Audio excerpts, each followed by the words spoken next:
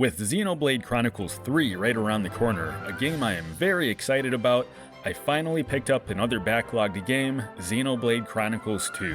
I loved both Xenoblade Chronicles on my Wii and Xenoblade Chronicles X on my Wii U, wherever that is now, and was excited to finally get my hands on Xenoblade Chronicles 2.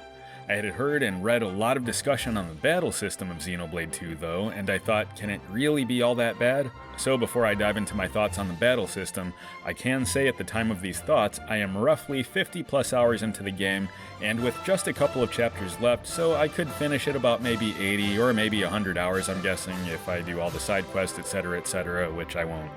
And while I am having an overall fun time with this game, there is a lot of things going on here that I sincerely hope Xenoblade Chronicles 3 does not make the same mistake of repeating. So before I rant and rave a little bit, let me just say a few things I really enjoy about Xenoblade Chronicles 2, and by close to the end, I have been having a lot of fun with the game. First of all, I really appreciate how the dialogue and subtitles are presented on the screen. It comes off as very less is more, and will show you a couple phrases at a time as the characters speak. Much like Dragon Quest XI, there are lots of accents used throughout the game, and it makes for some very good variety, and I thought the delivery of the voiceover was very good. There's plenty of comic relief in some of the voiceover too, and the Nopon Tora made me laugh out loud more than once. You know I'm a woman, don't you?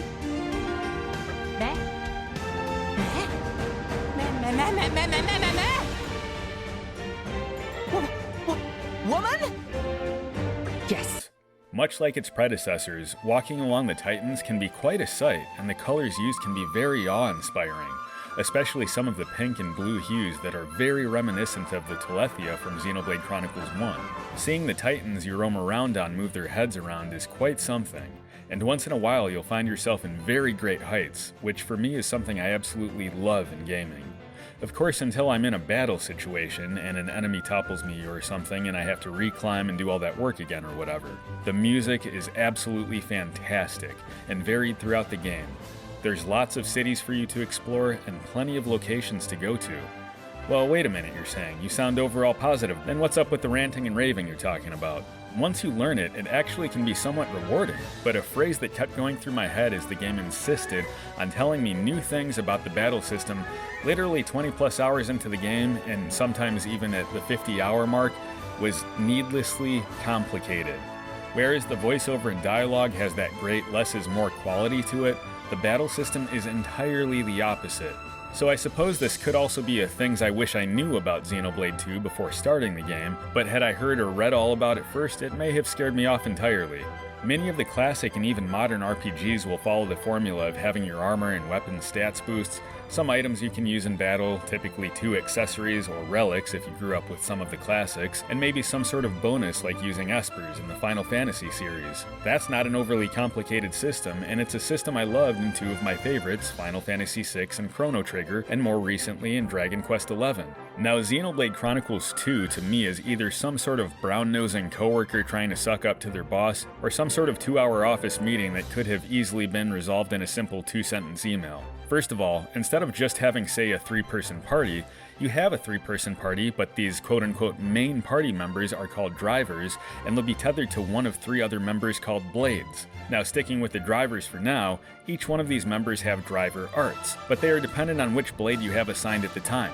As you gain more experience, you'll be able to enhance these arts, and when you look at how your stats will increase, this menu will be shown in a typical left-to-right fashion. Other than that, your driver will have an affinity chart, which for the driver, again the person you're actually controlling, is sort of like a skill tree. Spend a certain amount of your points to unlock these new skills. Also somewhat typical is that your driver can have 2 accessories equipped at any given time which can be bought at shops. But then you also have pouch items which are like accessories, but will only last you a certain amount of time. The shops also are divided between all these different items. There's a separate shop for accessories, but instead of just a separate shop for pouch items are divided into artwork, meats, fish, cakes or treats, musical instruments, and all of these have separate shops. I'm getting confused just typing all of my thoughts about it up, but another phrase that comes to mind is micro-organization at its finest. On one hand, you could say this is a very fleshed out battle system. It is. On the other hand, it's just stupidly complex in my opinion, and it doesn't need to be and hurts the game because of it, because of this very steep learning curve. But back to how it works. So now you can assign blades to your driver. Let's take the protagonist Rex and say I want to assign blades. Well, there's some main characters you'll come across like Pyra that will be an engaged blade to Rex. Oh, but wait, there's more. Before you can engage more blades, you have to pick up core crystals, bond with these core crystals, and awaken these blades. Now, on top of the 2 accessories and pouch item you already have, your blade will have 2 auxiliary cores they can equip. With me so far? But you can't just use the auxiliary cores outright, you have to go to yet another shop and get the cores refined before they can be equipped. A lot of things that should be automated in my book just aren't, and it's complex, and to me it's just filler. I'd rather have a quality 70-hour RPG than a 100-hour RPG where 30 hours of it is spamming affinity, which I'll come back to. Anyway, once you have your cores equipped, that's just one blade. You can switch these blades out when you're battling, so now we're looking at a total of 6 auxiliary cores from the 3 separate blades, 2 accessories from your driver, and 1 pouch item from your driver.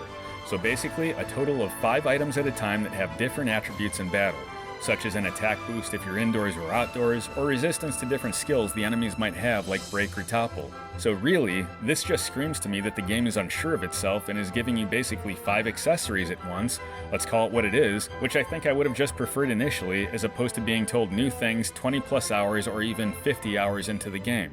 Quite frankly, it gets exhausting, and thankfully at 50 plus, I believe it's told me everything now, I hope. Now instead of the blades and drivers just trusting each other outright, something that can build very slowly over just battling, there is a trust and affinity chart that the blades have. But wait, before that, you can also modify these so-called core chips for your blades that will then enhance the blade's weapons that they basically loan to the driver during battle. So you could think of it like a golf caddy if the golf caddy was a small child tethered to a confused adult. Now, I mentioned before that when you enhance some skills and arts for your driver, you'll see a menu from left to right, but for some reason, when you do this for your blade, it goes from right to left. It's inconsistent and not necessary, and finally occurring to me after 50 hours that they're trying to differentiate the blades from the drivers, but honestly, the different color scheme is just fine the way it is. It's some weird brain trickery to me, and again, it's just needlessly complex. But wait, there's even more. The blades have their own affinity chart, which is not a new thing for Xenoblade, and here you'll need to actually go into the affinity chart before these skills reveal themselves. It's very manual when it should be an automated process. On top of that, the game honestly doesn't do a great job of telling you that these field skills will be absolutely mandatory at certain points of the game, and sometimes you'll need multiple blades to perform certain skills, and if you don't have one, you may need to go out and gain trust between you and your blade. So how do you gain trust between you and your blade? Bake them a cake? Talk about their day? Well, actually it might involve cake. Pouch items will build trust with your blade, and many of these have a time limit, and something I wish I had known before starting this game is the concept of pouch spamming. If you continually place items in your pouch, you'll increase the trust between you and your blade, but you'll still have to go to their affinity chart for a new skill to actually show itself, and even then, you may have to complete a certain task like collecting a few items before that field skill can even be used. That's often where Rex will come in with salvaging items. Yet another separate thing where he'll jump into the Cloud Sea. By the way, the Cloud Sea was a pretty cool concept to me, the idea of swimming in the clouds, and the salvaging suit gave me some fun memories of the BioShock games. But in any case, to go salvaging, you need to buy cylinders, and you got it, you buy cylinders at yet another separate shop. There's other ways to build the blades up once you get access to Merc missions, where you can disengage a blade if you currently have them assigned to one of your drivers. When you're actually in battle, once you learn everything, the system does work. You can change out your blades depending on a meter that charges for each of them, and if you're remembering to level up and modify the weapons of your blades, you'll do well. The auto attack does work very well when you're near enemies, and the driver arts, the buttons assigned to B, Y, X, and A, are responsive once they charge.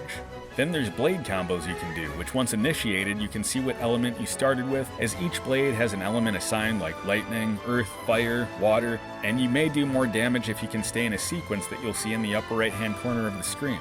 Then there's driver combos, where if one of the drivers in the party like Nia or Tora initiates break, then the next driver can continue the combo if they execute a topple maneuver, etc, etc. Then there's the party gauge in the upper left of the screen, and once that fills, you can do a chain attack for massive damage, which is pretty fun to do once you get to that point. The problem is, the game keeps throwing this at you over and over again, and there's so much that unless you have a fantastic memory or are doing nothing else but playing Xenoblade Chronicles 2, you'll have no trouble with. But everything is micro-organized in the driver blade interface that it's very easy to get lost or overwhelmed and not even remember that you have certain abilities. Not to mention, you can get experience on the field, but if you want any serious leveling up, you'll have to remember to go to the inns to rest and select the option to level up.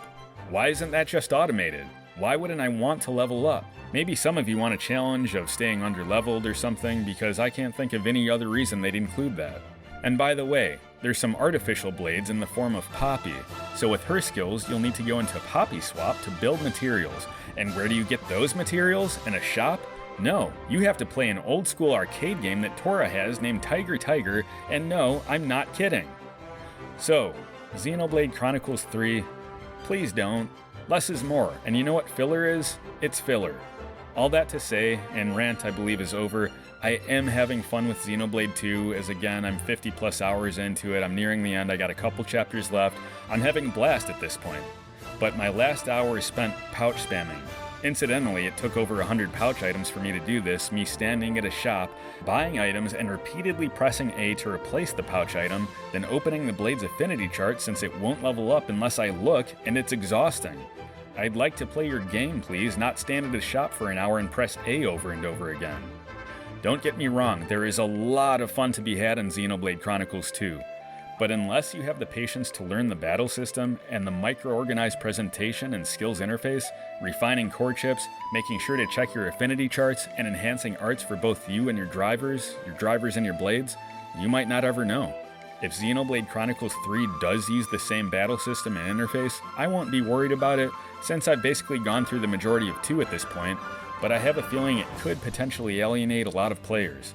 Which is too bad, because by the end of Xenoblade 2 now, I really am having a great time with the game, ranting and raving aside. Until then, I'm looking forward to finishing Xenoblade Chronicles 2, and here's hoping for a more fun and maybe less is more approach to Xenoblade Chronicles 3. Okay, so now I have completed Xenoblade Chronicles 2. I was right around 70 hours and beat the final boss on my second try. I'm not going to be showing any footage of the final boss to avoid spoilers, or for anyone that, like me, is trying to race through it before Xenoblade 3 hits the shelves, or eShop if you're more of a digital player like myself. In any case, I was able to strategize which blades I used during battle closer toward the end of the game, utilized pouch items to charge all of my driver arts at a quicker pace, for example, and used all the auxiliary cores to come out on top. I never really had to grind when I fought still around 80% of the enemies, and pretty much all the enemies on my way to the end. So by the end, I wouldn't say I was a complete master of the battle system, but with a little patience, I did grow to understand and even enjoy the battle system. I still think it was a little bit overwhelming at times, and that Xenoblade Chronicles 3 may do better with a less is more approach, but either way, I had a lot of fun with the main game of Xenoblade Chronicles 2 in the end, and I'm looking forward to giving the DLC, Torna, the Golden Country, a run. Thanks so much for watching. Don't forget to subscribe before you go, click like, leave a comment, let me know your thoughts on Xenoblade Chronicles 2, or what you might want to see in Xenoblade Chronicles 3 coming around the corner, and I'll catch you in the next video. Hey, Morag, how about next time you put on a skirt and some heels? How about you die in a fire, Zeke?